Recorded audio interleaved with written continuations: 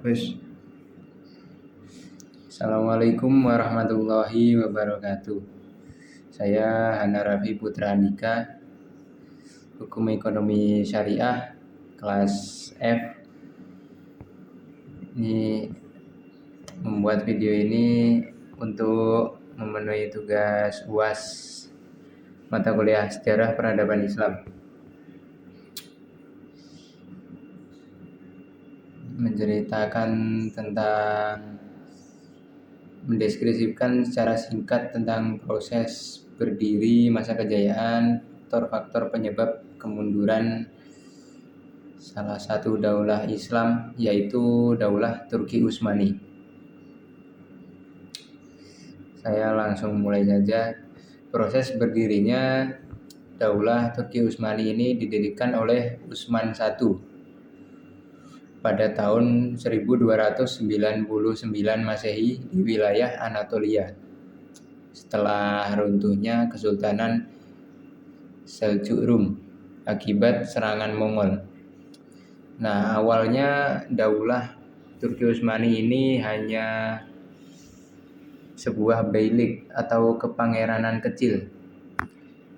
Ya, melalui kebijakan militer dan politik yang cerdas dari pendirinya itu, terutama melalui penaklukan wilayah Bizantium,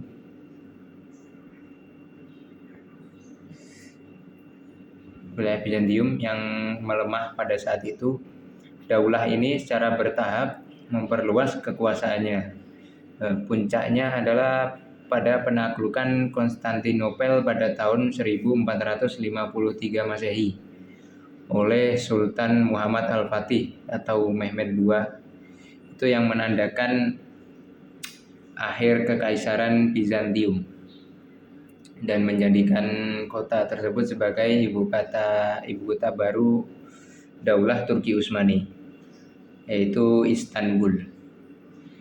Lalu masa kejayaan Daulah Utsmani ini terjadi pada abad ke-16 hingga awal abad ke-17, khususnya pada masa pemerintahan Sultan Sulaiman Al-Qanuni atau Sulaiman Agung pada tahun 1520 sampai 1566 Masehi. Nah, pada masa ini wilayah kekuasaan Turki Utsmani ini mencapai puncaknya, meliputi Anatolia, Balkan,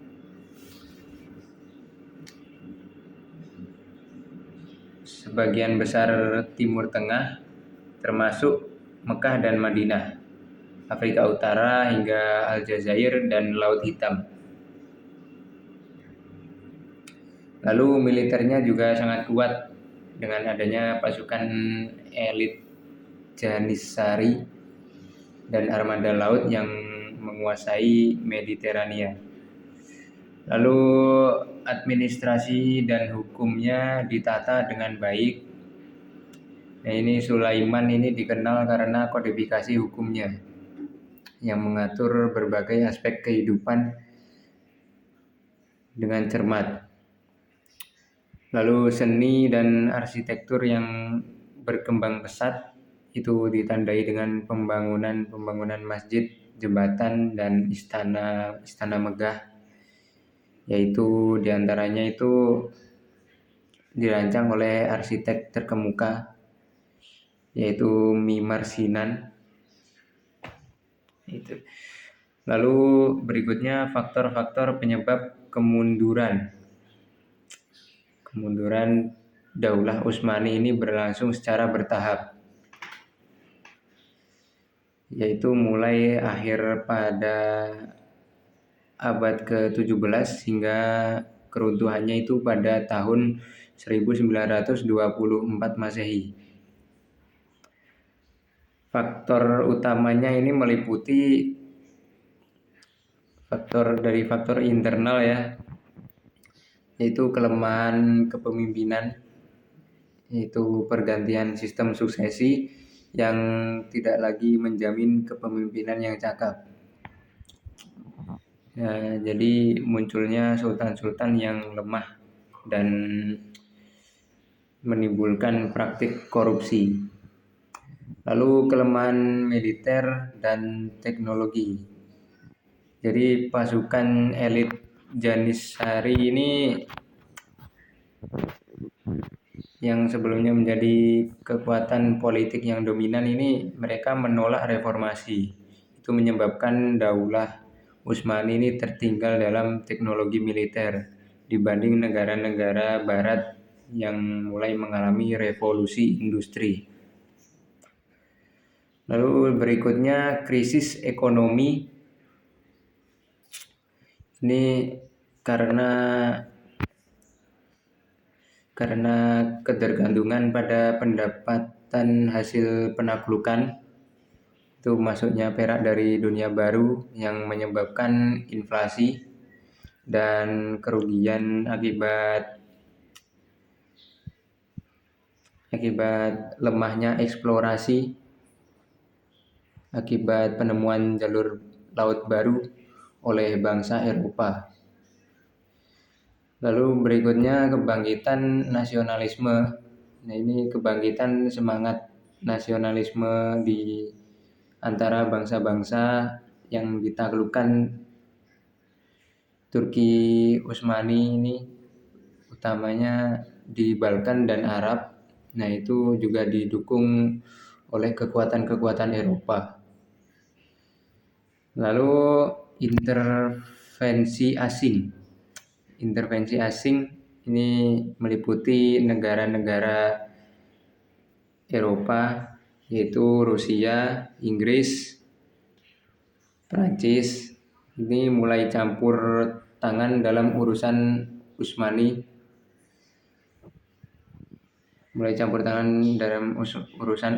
dan secara bertahap merebut wilayahnya. Lalu yang kedua, ini persoalan yang kedua, ini bab yang paling menarik dan menginspirasi dari daulah-daulah Islam. Ini menurut saya adalah pada masa klasik abad ke-7 hingga ke-13 Masehi, khususnya tentang peradaban Abbasiyah dan Cordoba atau Andalusia. Alasannya karena kegemilangan ini, periode ini dikenal sebagai masa keemasan Islam. Masa keemasan Islam, yaitu Islam ini mampu menunjukkan bagaimana peradaban Islam mampu menjadi pusat ilmu pengetahuan dunia, seperti Baitul Hikmah yang ada di Baghdad. Lalu dari segi kulturalisme dan toleransinya, ini Andalusia, Cordoba ini menjadi contoh yang gemilang bagi masyarakat pluralis, di mana kaum Muslim, Kristen, dan Yahudi ini hidup berdampingan, saling bekerja sama dan berkontribusi pada kemajuan ilmu pengetahuan. Lalu ada juga inovasi dan pengaruhnya ilmuwan-ilmuwan Muslim pada masa itu yaitu pada bidang ilmu kedokteran, aljabar, lalu astronomi. Itu banyak tokoh-tokoh terkenal. Nah, ini inspirasi yang didapatkan ini mengajarkan bahwa kekuatan sejati suatu umat ini bukanlah hanya pada kekuatan militernya saja, tetapi pada kekuatan akal dan ilmu pengetahuan. Nah, ini menjadikan warisan umat Islam ini memiliki warisan untuk pondasi-pondasi dan nilai-nilai toleransi beragama dan penghargaan terhadap ilmu ini menjadi pondasi untuk membangun peradaban yang maju dan berkelanjutan. Lalu persoalan yang ketiga adalah fase kemajuan dan kemunduran daulah Islam secara luas. Faktor-faktor yang mempengaruhi kemajuan daulah Islam ini meliputi kepemimpinan yang kuat dan visioner, yaitu adanya khalifah atau sultan yang memiliki integritas, kemampuan administrasi dan visi jangka panjang seperti Umar bin Khattab, Harun ar-Rasyid, dan Sulaiman al-Qaduni termasuk. Lalu faktor berikutnya stabilitas politik dan administrasi yang efisien, sistem pemerintahan yang terorganisir, lalu penegakan hukum yang adil, lalu keamanan wilayah dan keamanan masyarakat. Faktor berikutnya etos keilmuan yang tinggi, yaitu dorongan kuat untuk mencari dan mengembangkan ilmu pengetahuan. Lalu faktor berikutnya adalah toleransi dan integritas budaya, kemampuan untuk menerima dan mengintegrasikan berbagai suku, bangsa, dan agama ke dalam suatu struktur masyarakat dengan memanfaatkan keahlian mereka masing-masing. Lalu faktor berikutnya yaitu kekuatan ekonomi dan perdagangan. Kekuatan ekonomi dan perdagangan ini seperti penguasaan jalur perdagangan vital seperti jalur Sutra atau Laut Mediterania dan sistem keuangan yang stabil. Misalnya mata uang dinar itu menghasilkan kekayaan untuk membiayai proyek-proyek publik dan militer. Lalu berikutnya faktor yang menyebabkan kemunduran daulah Islam secara luas ini meliputi faktor yang pertama, kelemahan kepemimpinan pasca kejayaan. Sehabis masa-masa kejayaan daulah-daulah Islam ini pastinya ada masa kemundurannya, yaitu salah satunya disebabkan oleh kelemahan kepemimpinan. Pergantian sistem kepemimpinan yang mengarah pada suksesi turun-temurun ini seringkali menghasilkan pemimpin yang korup, atau tidak kompeten. Lalu faktor berikutnya perpecahan dan konflik internal. Timbulnya konflik sektarian ini, yaitu sektarian itu seperti Sunni dan Syiah, persaingan antar faksi militer atau istana, dan munculnya dinasti-dinasti kecil yang memisahkan diri dari pusat kekuasaan, pusat kedaulatan itu. Lalu faktor berikutnya stagnasi intelektual dan tertinggal dalam teknologi. Ini disebabkan hilangnya ijtihad dalam ilmu pengetahuan dan agama.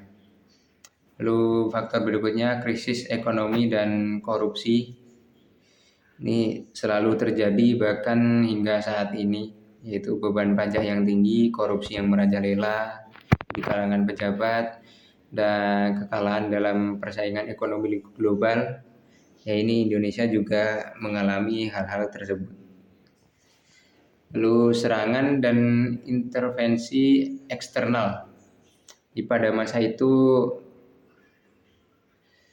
faktornya yang membuat kemunduran itu invasi besar-besaran dari luar, misalnya perang salib dan serangan Mongol yang menghancurkan Baghdad.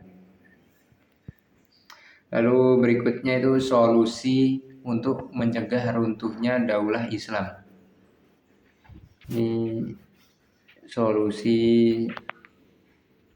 untuk mencegah kemunduran peradaban Islam di masa kini, yaitu yang pertama itu memprioritaskan pada pendidikan dan sains,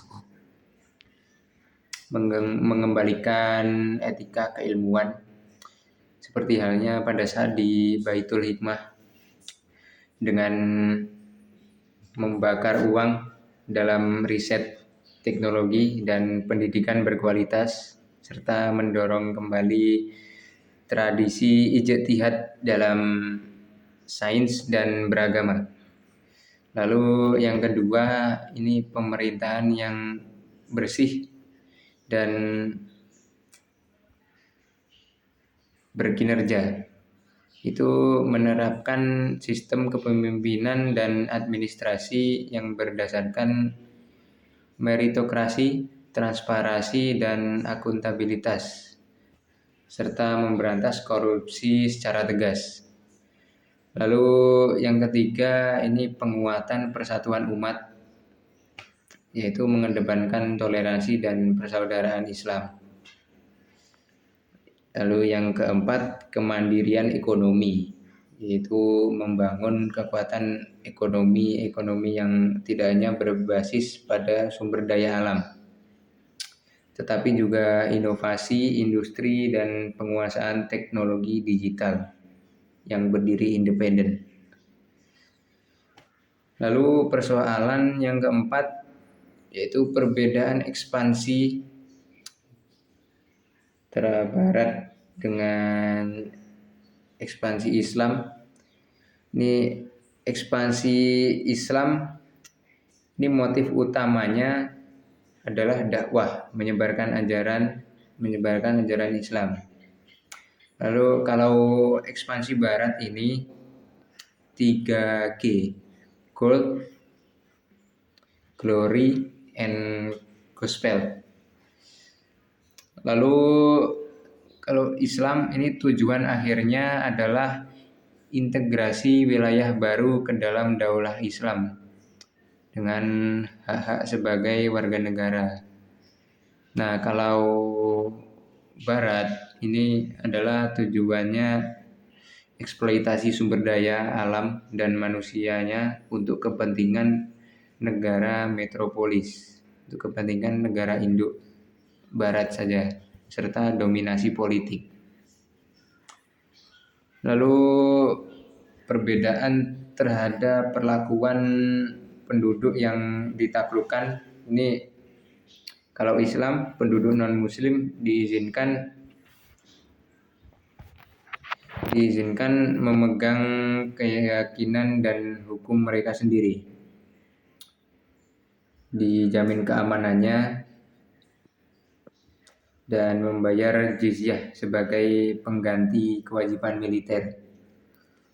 Lalu kalau Barat, ini penerapan hukum dan sistem pemerintahan negara penjajah itu sering terjadi diskriminasi rasial dan eksploitasi kerja paksa. Lalu kontribusi budaya, ini kalau Islam ini membawa ilmu pengetahuan, sistem hukum yang adil, lalu pembangunan infrastruktur, perpustakaan, rumah sakit, dan mendorong asimilasi budaya yang konstruktif. Nah, kalau Barat ini fokus pada ekstraksi kekayaan, pembangunan infrastruktur itu hanya untuk mendukung kepentingan eksploitasi. Lalu selanjutnya ini ekspansi. Kalau Islam ini waktunya pada masa klasik hingga pertengahan abad ke-7 hingga ke-17. Kalau Barat ini abad ke-16 hingga abad ke-20, khususnya setelah revolusi industri di Prancis. Lalu persoalan yang terakhir adalah peradaban Islam. Pendapat setuju atau tidak setuju peradaban Islam dimulai dari Indonesia?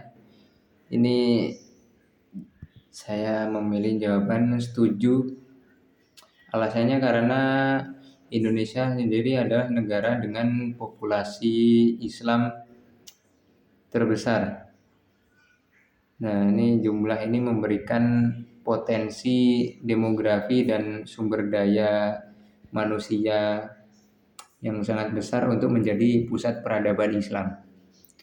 Lalu yang kedua,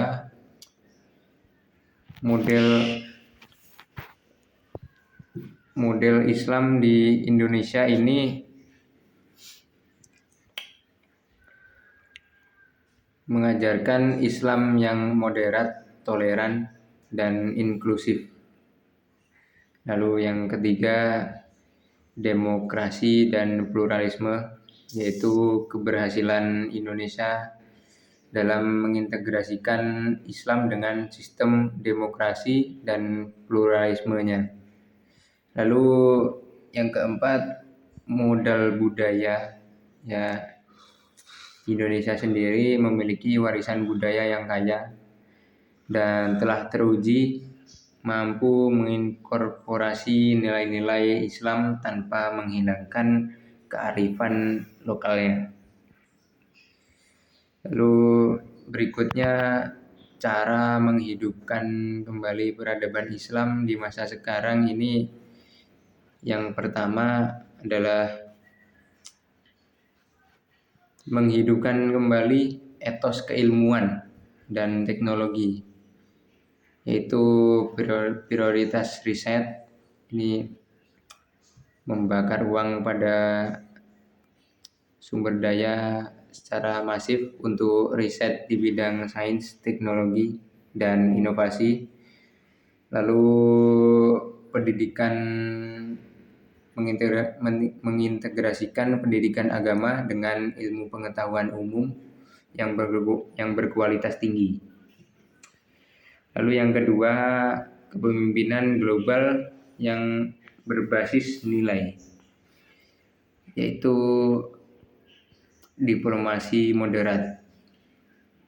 Jadi Indonesia ini harus berperan aktif sebagai mediator dan promotor Islam wasatiyah di panggung internasional, yaitu menawarkan solusi konflik berdasarkan prinsip keadilan dan kemanusiaan. Lalu pemerintahan berintegritas, ini menetapkan standar moral dan etika yang tinggi dalam pemerintahan, seperti halnya pada masa Khulafaur Rasyidin. Lalu yang ketiga, penguatan ekonomi syariah dan kesejahteraan umat, yaitu ekonomi inklusif yang mengembangkan sistem ekonomi syariah yang bukan hanya tentang label syariah saja, tetapi tentang implementasi prinsip keadilan, pemerataan, dan pemberdayaan umat. Lalu kemandirian pangan dan energi, yaitu mencapai kemandirian strategis di bidang-bidang vital yang menjamin stabilitas dan kekuatan peradaban. Lalu yang terakhir, ini pemulihan seni dan budaya. Pemulihan seni dan budaya ini melalui media, jadi mendukung ekspresi seni dan budaya yang sejalan dengan nilai-nilai Islam yang menjadikan media ini sebagai panggungnya, dijadikan sebagai sarana dakwah dan penyebaran peradaban yang elegan, inovatif, dan mudah diterima. Jadi itu saja persoalan yang ditanyakan.